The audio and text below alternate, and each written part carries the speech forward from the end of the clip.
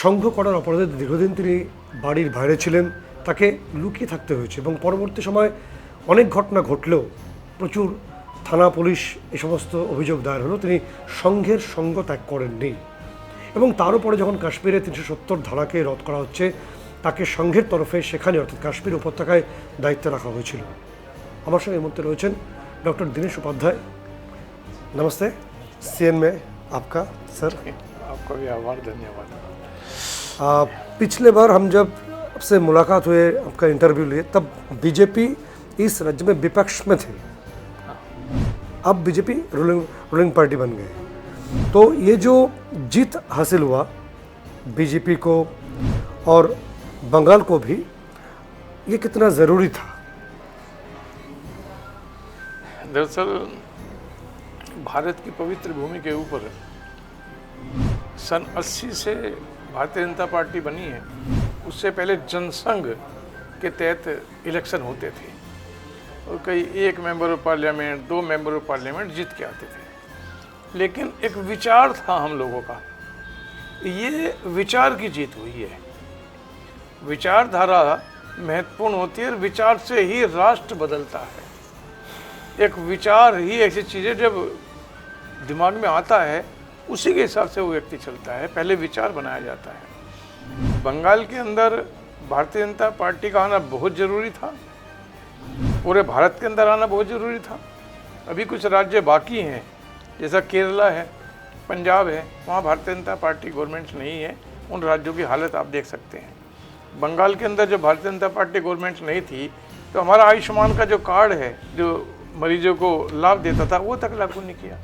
हमारी जो योजनाएं आती थी, जब आपके टीवी चैनल पे मैं पहली बार आया तभी मैंने ये दुख व्यक्त किया था कि सेंट्रल गवर्नमेंट की योजनाएं तो पब्लिक के लिए है, सरकार किसी की भी रहे उनको लागू करनी चाहिए। लेकिन इस निकम्मी और भ्रष्ट गवर्नमेंट ने उस समय की उन योजनाओं को लागू नहीं किया, पब्लिक के हित में कार्य नहीं किया। ये पब्लिक के हित में कार्य नहीं किया, पब्लिक को इस बात का एहसास था, तो अब की बार जनता जनार्दन ने अपना निर्णय दिया है और उन्होंने एक राष्ट्रभक्त लोगों की सरकार को चुन करके भेजा है। और ये राष्ट्रभक्त लोगों की सरकार, बंगाल का जो अद्वितीय इतिहास रहा है, सुभाष चंद्र बोस माननीय यशस्वी प्रधानमंत्री, भारत के प्रथम प्रधानमंत्री सुभाष चंद्र बोस रहे हैं 1943 में। ये भूमि अनेक इतना लंबा एक इतिहास भरा पड़ा है बंगाल के लिए कि जितनी लंबे नाम लो उतने भी कम पड़ेंगे। उस भूमि के इन्होंने क्या हालत करके रखी थी। लेकिन क्या है कि हम लोग किसी की बुराई करना, ये करना, उसमें अपना समय नष्ट ना करते विकास की तरफ बढ़ना चाहिए। सर एक सवाल है कि आप जब कश्मीर के प्रभारी रह चुके हैं तो 2014 में, तो सिक्योरिटी को अपने काफ़ी नज़दीक से देखा उस समय, तो ये कहा जा रहा है कि बंगाल में सिक्योरिटी का प्रॉब्लम था कुछ, इसलिए ज़रूरी था ये परिवर्तन, ये है कि नहीं? यहाँ फंडामेंटल राइट्स, लैंड ऑर्डर शून्य था। सिर्फ उस समय की सरकार ने अपनी घर की गवर्नमेंट, मुझे जिसे जो चाहा किया, नहीं चाहा नहीं किया, कोई कानून नाम की चीज़ नहीं थी। इसलिए मेरा अपना आदमी है, उसके लिए सब कुछ करेंगे, अपना नहीं है, कानून लागू होने के बावजूद भी कानून को इम्प्लीमेंटेशन नहीं करना। जैसा अभी मैं आपको एक उदाहरण दूंगा, यहाँ पे एक IPS अफसर थे SMS मिर्जा जी, उनका किसी कारण को लेकर सस्पेंशन हुआ तो दिल्ली ने 2018 में एक पत्र दिया था कि 2 महीने से ज़्यादा, 2-2.5 महीने से ज़्यादा किसी IPS अफसर का सस्पेंशन आप नहीं रख सकते। इस गवर्नमेंट ने 6.5 वर्षों तक उसका संज्ञान ही नहीं लिया और रिटायर हो गए, सस्पेंशन में ही रिटायर हो गए। ये हो सकता है क्या?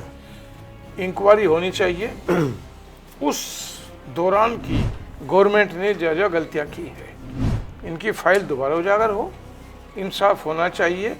और जो नहीं हुआ, मैं किसी के पक्ष और विपक्ष की बात नहीं कर रहा, पक्ष विपक्ष नहीं होना चाहिए, लेकिन लॉ एंड ऑर्डर मेंटेन होना चाहिए, कानून का शासन होना चाहिए, चाहे वो सत्ता में रहे या ना रहे, पद के ऊपर रहे या ना रहे। पिछले 5-7 साल में अगर देखा जाए तो यहाँ पे बंगाल में संघ का विस्तार हुआ बहुत तेज़ी से, तो अभी जो 2026 में बीजेपी को जो जीत हासिल हुआ, इसमें ये जो विस्तार संघ का रहा, इसका कोई सपोर्टिव रोल रहा, कोई सहायक बना? संघ कभी किसी राजनीतिक दल के लिए कार्य नहीं करता, न ही वो राजनीतिक दल है। संघ एक संगठन है, राष्ट्र हित के लिए कार्य करते हैं। मानव निर्माण, व्यक्ति निर्माण, समाज निर्माण, सामाजिक समरसता, सामाजिक सद्भाव, कुटुंब प्रबोधन, राष्ट्र हित, इसके अलावा कोई कार्य संघ का नहीं है। राजनीतिक दल अनेक विविधताओं में रहते हैं, अपने कार्य करते हैं, लेकिन संघ राजनीति के चक्कर में कभी था नहीं, ना है और ना इसके लिए कार्य करता है। मगर संघ का ये मानना है कि अगर भाजपा किसी भी जगह क्षमता में आ जाए तो वहाँ डेवलपमेंट होगा, विकास होगा। तो संघ तो ये चाहते हैं, पैसिव वैसे भी चाहते हैं, है कि नहीं? संघ ने कभी इस तरह का भाव व्यक्त नहीं किया। अच्छा। कि अमुक पॉलिटिकल पार्टी अगर आ जाएगी तो ये कर देगी, वो कर देंगे, ऐसा कुछ नहीं है। हमारा सिर्फ राष्ट्र हित के लिए कार्य करना है। और हाँ, अब जो पार्टी अच्छा कार्य करती है उनको लोग वोट देते हैं। माननीय यशस्वी प्रधानमंत्री नरेंद्र मोदी जी 2014 से प्रधानमंत्री हैं। 2014 से पहले का भारत, 2014 के बाद का भारत सबने देखा है, हमने भी देखा है। संघ का कार्यकर्ता भी भारत का नागरिक है, वो देखते हैं। जो अच्छा कार्य करेगा जनता उसको वोट देगी, उसको कहेंगे आप अच्छा काम करेंगे, आपकी तारीफ करेंगे, बुरा करेंगे तो कहीं नहीं, अच्छा आदमी नहीं है। इसलिए संघ सिर्फ राष्ट्र हित में कार्य करता है, किसी पॉलिटिकल हित में नहीं। सर, ये क्रिटिसिज्म रहा है कि भाजपा अगर किसी जगह पे बीजेपी क्षमता में आ जाए तो वो जो विरोधी पक्ष है उनके गला दबा देता है। ये क्या सही है? आज तो किसी का गला दबाया नहीं, मैंने तो देखा नहीं।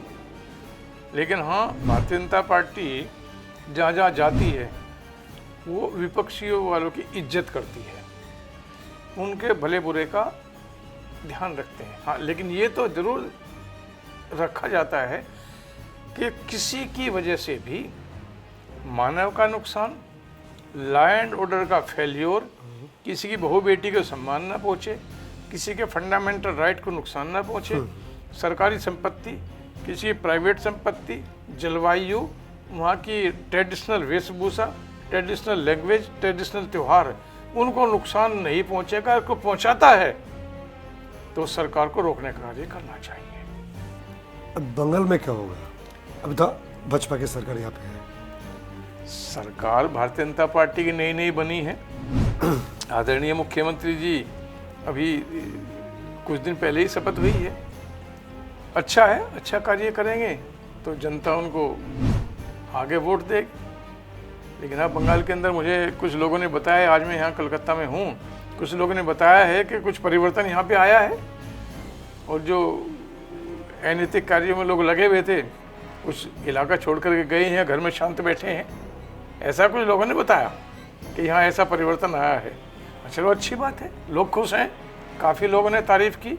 यानी यहाँ जो इस्लाम धर्म के मानने वाले लोग हैं वो भी मुझे काफ़ी लोग मिले, उन्होंने कहा जी सरकार बहुत अच्छी है। चलो जी बहुत अच्छा है, अब अच्छी कह रहे हैं तो हम भी चलो अच्छा, बहुत अच्छा है, होना चाहिए, बंगाल का विकास होना चाहिए। जो अब से पहले यहाँ होता रहा है वो नहीं होना चाहिए था। इसलिए बंगाल का विकास होना ही चाहिए। बहुत बड़ा राज्य है, पहले तो ये राजधानी रही है। जब अखंड भारत था तो कलकत्ता राजधानी थी। बहुत बड़ा नाम है कलकत्ता, छोटा नाम नहीं है। लेकिन कुछ लोगों ने इसकी हालत क्या कर दी थी, दिल्ली तक लोग जाते थे, तरह तरह की बातें थी। बस क्या है कि भगवान शब्दों की रक्षा करे, लेकिन सरकार सरकार की तरह से चलनी चाहिए, राष्ट्र हित में सरकार चलनी चाहिए, पर्सनल हित में नहीं। लेकिन कुछ लोगों ने ये मान लिया था कि नहीं हम तो कभी जाएंगे ही नहीं, यहीं रहेंगे और हम जो मन करेगा वो करेंगे। लेकिन देश की जनता है, इतनी भारी विजय बंगाल के अंदर दिलाई है जो कल्पना से परे है। यहाँ पे बॉर्डर में देखा जा रहा है कि वहाँ पे बेशक कार्रवाई चल रहा है, तो काफ़ी लोगों का मानना है कि ये जो बॉर्डर में काम चल रहा है घुसपैठियों को रेजिस्ट करने के लिए, वो काफ़ी हद तक यहाँ के जो बंगाल के जो माइनॉरिटी है उनके खिलाफ जा रहा है। ये सच है क्या? कि पवित्र भूमि के अंदर रहने वाला प्रत्येक मेरा मित्र, भाई और भगनी जो इस्लाम धर्म को मानते हैं, राष्ट्रभक्त लोग हैं, भारतीय हैं, उन्होंने देश की आज़ादी के अंदर अपना खून बहा है।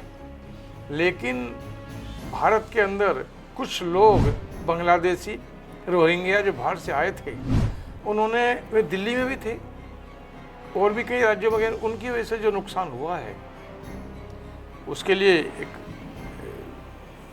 अलग से विधि चलाई गई। कुछ लोग गए हैं छोड़ के, मुझे भी ऐसा पता लगा है, लेकिन जाना चाहिए था। किस तरह की मर्यादा की बात आप कर रहे हैं? मर्यादा ये होती है कि जैसे ये मोबाइल है, इसकी मर्यादा है कि जब इसमें घंटी बजती है, इसको टच करते हैं तो आवाज़ सुनाता है। ये अगर ये आवाज़ ना सुनाए या ख़राब सुनाए तो इसी में अपनी मर्यादा भंग की। मेरा अब ये होटल है यहाँ पे या कोई भी परिसर है, इसकी मर्यादा है, बाउंड्री है। इससे बाहर जा कर के मैं कुछ भी कार्य करूँ जो मेरे अधिकार क्षेत्र में नहीं है, वो मर्यादित नहीं है।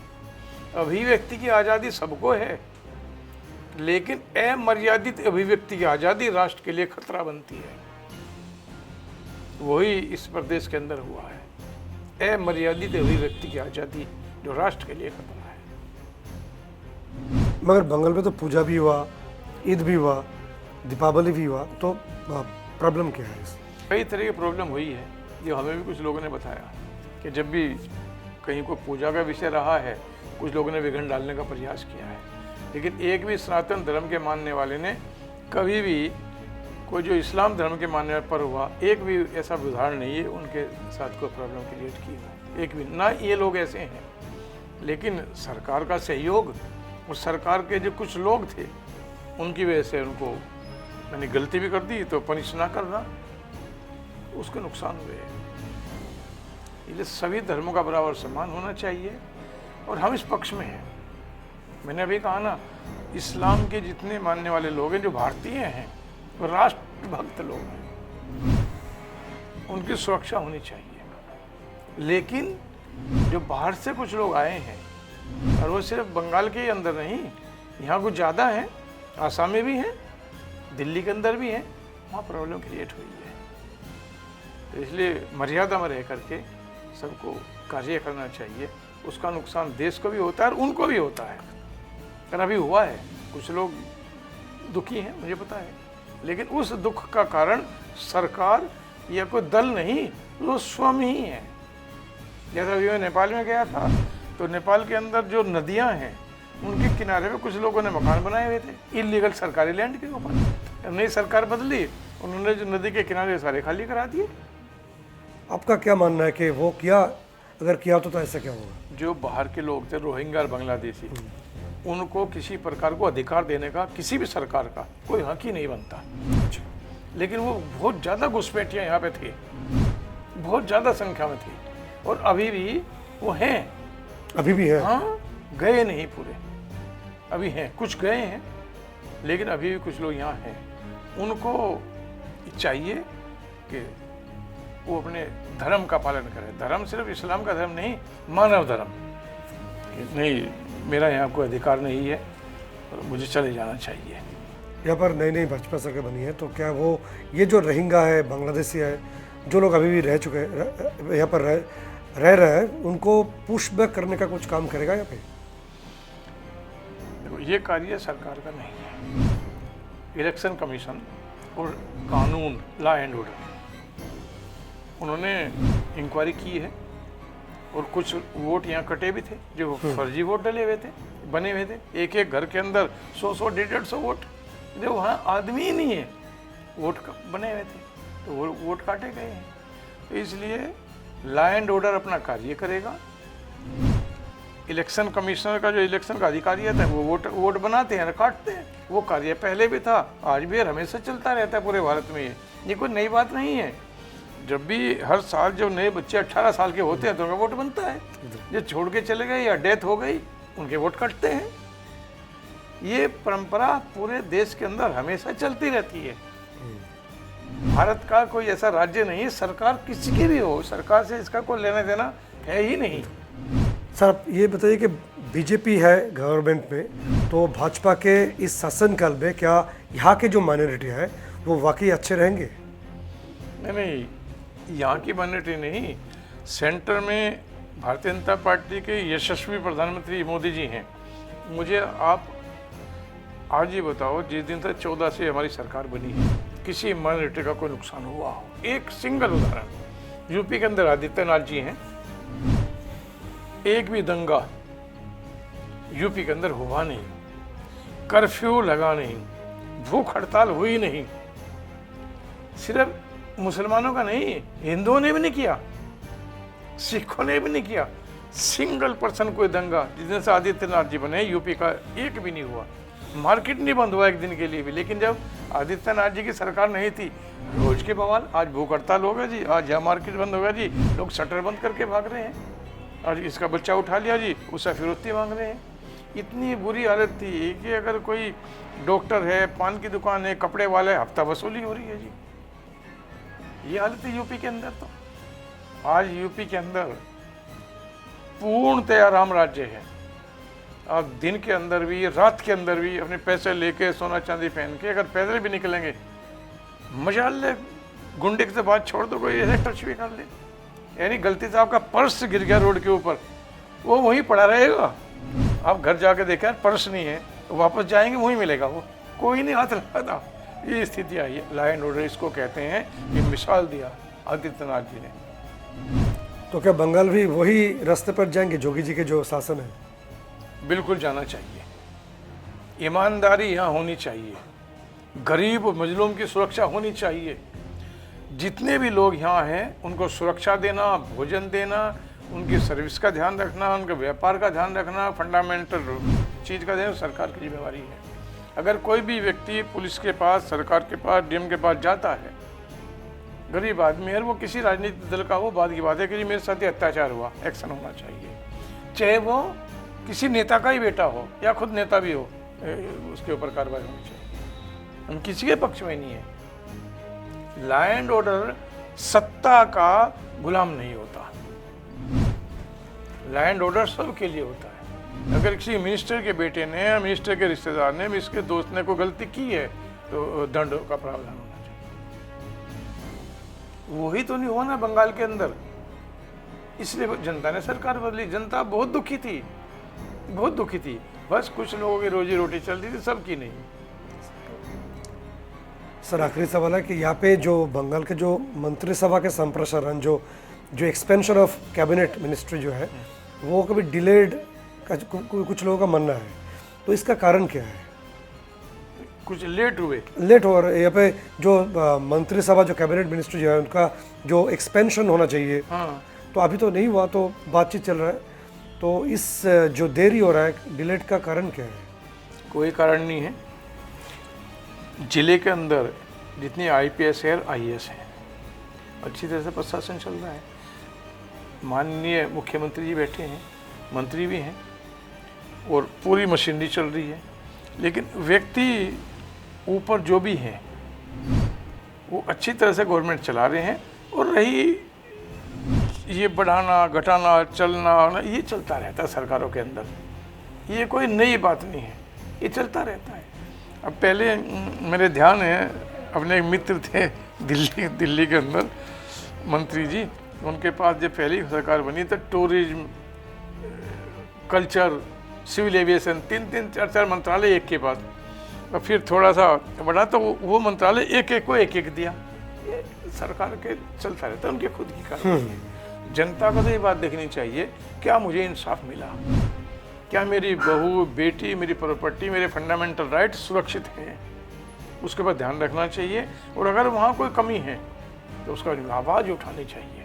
कई बार चूक होती है, नई सरकार से अपेक्षाएं ज़्यादा होती है, उस हिसाब से भीड़ भी होती है। तो मैं आपके चैनल के माध्यम से ज़रूर कहना चाहूँगा कि जो भारतीय जनता पार्टी की सरकार बनी है, यहाँ के मंत्री हैं, नेचुरल सी बात है, उनके बाद भीड़ ज़्यादा रही होगी। कई बार वो फ़ोन नहीं उठा पाते होंगे। मैं मिलने गया तो नहीं टाइम मिला होगा, क्योंकि वहाँ पहले से लंबी भीड़ है। तो धीरज, धर्म, धैर्य, शांति बंगाल की जनता को रखनी चाहिए। चाहे लेट हो जाए, लेकिन इंसाफ हो के रहेगा। इंसाफ यहाँ होना ही चाहिए था। इसलिए कोई भी व्यक्ति, कोई मान लिया मंत्री जी से फ़ोन किए वो ना उठे, ये वहाँ मिलने गए, 2 घंटे में नंबर आया या नहीं मिले, उस बात से कभी हतोत्साहित नहीं होना। अगर अपनी चिट्ठी भी लिख करके उसको पीए को दे करके आएंगे, जो भी मंत्री जी को फुर्सत मिलेगी उसको देखेंगे, रिएक्शन होगा उसके ऊपर। हमारे मन में कोई द्वेष नहीं है। बदले की कोई भावना नहीं है, लेकिन हाँ अगर गलतियाँ की हैं उनके लिए तो इंसाफ करके रहेंगे, होना ही चाहिए। इतनी इलीगल एनक्रोचमेंट है, कुछ बिल्डिंगें बहुत यहाँ इलीगल बनी हुई हैं, गलत धंधे लोगों के चले हुए हैं, कार्रवाई तो होनी चाहिए। ধন্যবাদ, অনেক বহুত বহুত ধন্যবাদ আপনার সময় দেने के लिए। যে কথাটা ডক্টর দীনেশ উপাধ্যায় বললেন যে পশ্চিমবঙ্গে এ রাজ্যে এখন থেকে এমন একটা শাসন প্রতিষ্ঠিত হোক যেখানে যদি কোনো ক্ষমতাসীন দলের অর্থাৎ বিজেপির তরফে কোনো নেতার ছেলে কোনো অপরাধ করে থাকে তাহলে তাকেও আইনের যে নির্দিষ্ট পদ্ধতি তার আওতায় তাকে আনা হবে এবং এখানে আইনের শাসনই প্রতিষ্ঠিত হবে, যা গত 15 বছরে হয়নি। এবং এই আইনের শাসনের প্রতিষ্ঠা করতে গিয়ে এই সরকার অর্থাৎ বর্তমান বিজেপি সরকার একদম শেষ পর্যন্ত যাবে, যেটা অনেক আগেই হওয়া দরকার ছিল, কিন্তু হয়নি বলেই অনেকটা পিছিয়ে গেছে পশ্চিমবঙ্গ। ফলে সেই পেছনে থেকে আগের দিকে এগোনোর প্রয়োজন। সেই কারণেই সার্বিকভাবে বিজেপি সরকার সেই স্বপ্নের অর্থাৎ সোনার বাংলা সফল করার দিকে এগোবে, এমনটি আশা প্রকাশ করলেন ডক্টর উপাধ্যায়। ক্যামেরায় সুরজিৎ প্রামাণিকের সঙ্গে সত্যজিৎ মুখোপাধ্যায়, সিএন।